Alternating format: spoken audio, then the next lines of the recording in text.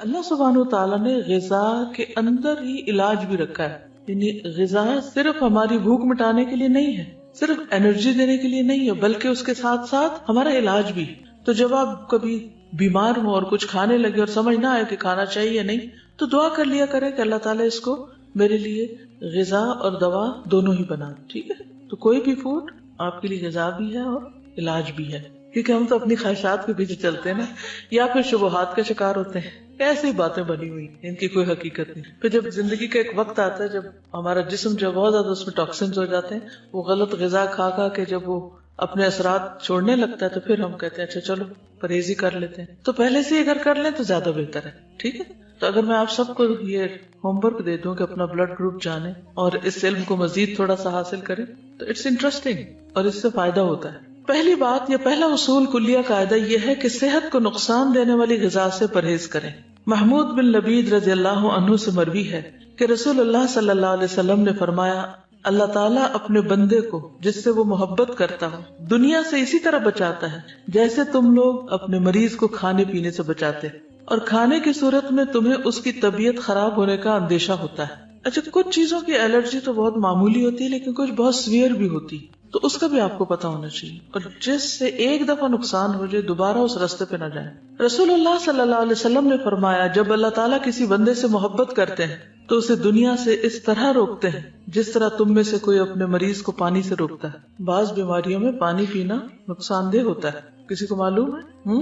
معلوم ہے آپ کو یہ بات؟ کچھ عرصے سے ایک میل اور ایک ٹوٹکا ایسا ہر ایک کو سرکولیٹ کیا جاتا ہے جس میں پانی پینے کے فوائد بتائے جاتے ہیں، اور کہا جاتا ہے کہ 6 گلاس اور 8 گلاس اور 1.5 لیٹر اور اتنا پانی تو سویرے پی لیں اور پھر اتنا پییں اور اتنا پییں. یہ نسخہ بھی سب کو سوٹ نہیں کرتا، کیونکہ کچھ بیماریوں میں زیادہ پانی پینا نقصان دہ ہے. کچھ ہے اندازہ آپ کو وہ کون سی بیماری ہو سکتی؟ کڈنی ریلیٹڈ، کیونکہ بعض لوگوں کی کڈنیز ویک ہوتی ہیں، پوری طرح فنکشن نہیں کرتی. جب آپ ایکسٹرا پانی پی جاتے ہیں تو ان کو کام کرنے میں دقت پیش آتی اور وہ نقصان دہ ہوتی. کچھ بیماری ایسی تھی جس میں صرف سپ پانی دیا جاتا ہے. بعض اوقات مریض کو پانی دیا بھی نہیں جاتا، صرف ٹھنڈی برف کو لے کے اس کو کہا جاتا ہے کہ اپنے زبان پہ لگا لیں، کہ پانی نقصان دہ ہے اس کے لیے. یس، وہ کہتی ہے میری خالہ کو 24 گھنٹوں میں 1 کپ پانی پینے کی اجازت ہے. اب اگر وہ اسی طرح کو ٹوٹکا پڑھ کے تو 1.5 لیٹر پی بیٹھے تو یہ پانی جو زندگی کی سورس ہے اسی انسان کے لیے نقصان دہ. تو یہ ٹھیک ہے، یہ ایکسٹریم کیسز میں ہوتا ہے، لیکن ویسے بھی ہر چیز کے اندر اعتدال ضروری ہے.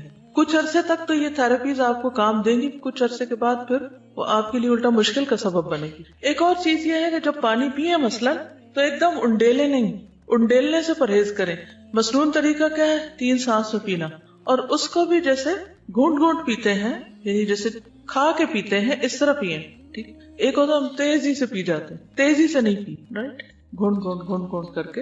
یعنی یہ نہیں کہ آپ کے ہونٹوں سے حلق میں جا پڑے، ٹیپ کھل گیا اور وہ ڈائریکٹ وہاں جائے، یعنی کہ آپ کی زبان اور آپ کا منہ جو ہے اس کا مزہ چکھے. اس طرح پینا زیادہ فائدہ مند ہے. لیکن ہم لوگ ہر وقت جلدی میں ہوتے ہیں نا، ہم کہتے ہیں جلدی سے یہ کام کر لیں، جلدی سے وہ کر لیں، اور پھر بس کچھ اور کریں. تو ہے فرماتے ہیں کہ میں نبی صلی اللہ علیہ وسلم کی خدمت میں حاضر ہوا، آپ کے سامنے روٹی اور خشک کھجور تھی. روٹی اور خشک کھجور جیسے چھوارے ہوتے ہیں. نبی صلی اللہ علیہ وسلم نے فرمایا قریب ہو جاؤ اور کھاؤ. میں خشک کھجوریں کھانے لگا تو نبی صلی اللہ علیہ وسلم نے فرمایا تم خشک کھجوریں کھا رہے ہو حالانکہ تمہاری آنکھ دکھ رہی ہے، یعنی اس مرض میں خشک کھجور ٹھیک نہیں. میں نے عرض کیا کہ میں دوسری طرف سے چبا رہا ہوں، جو آنکھ دکھ رہی ہے اس کی طرف سے نہیں. اس جواب پر رسول اللہ صلی اللہ علیہ وسلم مسکرا دیے. کھانے کے لیے ہم سب کوئی نہ کوئی ریزن تلاش کر لیتے ہیں. ٹھیک ہے، اس سے کیا پتا چلتا ہے؟ پرہیز کی بات سمجھ آتی ہے. بیماری میں خاص طور پر پرہیز، جو چیز نقصان دہ ہو وہ نہ استعمال کی جائے. نبی صلی اللہ علیہ وسلم کے پاس تو جو بھی علم تھا وہ وحی کے ذریعے تھا. ٹھیک ہے، تو اس لیے ان چیزوں کو تو ہم ایز اٹ از لے سکتے. پھر بلا وجہ کی دوائیوں سے پرہیز. کچھ لوگوں کو دوائیاں کھانے کا شوق ہوتا ہے، تسکین ہوتی ہے ان کو دوا کھا کے. اچھا، کچھ بچوں میں بھی یہ مزاج پایا جاتا ہے کہ بڑے شوق سے دوا کھاتے، جہاں کہیں کوئی دوا دیکھتے ہیں وہ کھانے کے لیے مانگتے ہیں، کیونکہ اب کئی طرح کے فلیور بھی شامل کر دیے گئے دواؤں میں. کوئی وہ سیرپ پی جائیں گے، کوئی گولیاں کھا جائیں گے. تو اکثر یہ مسئلے رہتے ہیں چھوٹے بچوں کے ساتھ. کچھ بچے ان کو بہت مشکل ہوتی ہے دوا پلانے میں، وہ نہیں پیتے، ان کے بھی مزاج فرق ہوتے ہیں.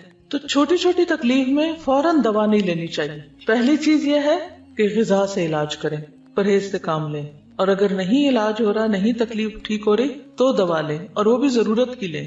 اور کثرت سے پرہیز کریں. جی کیونکہ میں نے ایک ڈاکٹر سے پوچھا, انہوں نے مجھے کوئی دوا ریکمینڈ کی, تو میں نے کہا اس کے کوئی سائیڈ افیکٹس نہیں.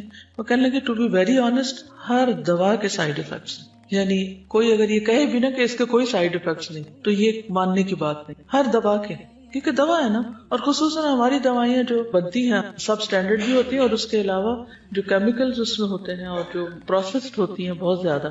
ایک تو ہوتا نا کہ کوئی جڑی بوٹیاں ہیں یا کوئی غذا ہی سے ملتی جلتی دوائیں, اور ایک یہ ہے کہ ان کو اتنے پروسیسز سے گزارا جاتا ہے اور اس میں کلر شامل کر لیے جاتے ہیں کہ ان کے سائیڈ افیکٹس ہوتے ہی ہوتے ہیں. ٹھیک ہے, تو ہر دوا زہر ہے یا عنقریب زہر بن جائے گی, کیونکہ جب اس کی کثرت ہو جائے گی, زیادہ وہ آپ کے جسم میں اس کی کوانٹٹی ہو جائے گی, تو وہ زہر بنی. جب دوا چھوڑے بھی تو سٹیپ بائی سٹیپ چھوڑے, ایک دم نہیں چھوڑے.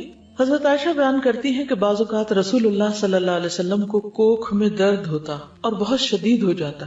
ایک دن رسول اللہ صلی اللہ علیہ وسلم کو یہ درد شروع ہوا اور اتنا شدید ہوا کہ آپ پر بے ہوشی طاری ہو گئی.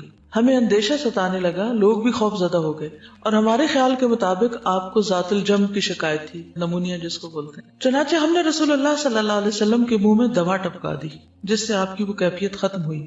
طبیعت کچھ سنبھلی تو آپ کو اندازہ ہو گیا کہ آپ کے منہ میں دوا ڈالی گئی ہے. آپ نے اس کا اثر محسوس کیا.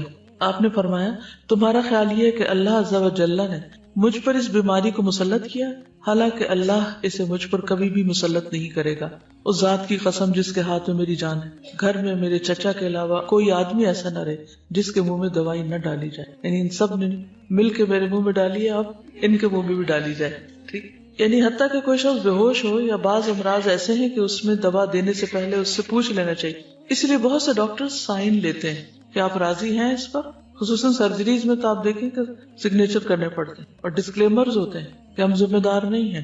ٹھیک ہے, ہم آپ کی مدد کرنا چاہتے ہیں, لیکن اگر کچھ ہو گیا تو آپ خود ہی ذمہ دار ہیں. یہ پہلا پوائنٹ کیا ہے؟ پرہیز علاج سے بہتر ہے. دوسرا, بلا ضرورت دوا سے اجتناب کی. ایک اور چیز یاد رکھیے, جب کسی بھی دوا کے کھانے سے کوئی ریئیکشن فیل ہو رہا آپ کو, آپ کے جسم کے اندر کوئی چیز ایسی محسوس ہو رہی یا اسکن پہ یا کسی بھی طرح, تو فوری طور پر پھر مزید کنسلٹ کر لینا چاہیے. پھر موسموں کے اثرات کا خیال رکھنا چاہیے. سخت سردی اور سخت گرمی کے منفی اثرات سے بچنے کے لیے ہر ممکن احتیاط اور پرہیز, گھر, لباس, خوراک, تمام چیزیں موسم کے تقاضوں اور ضروریات کے مطابق ہوں.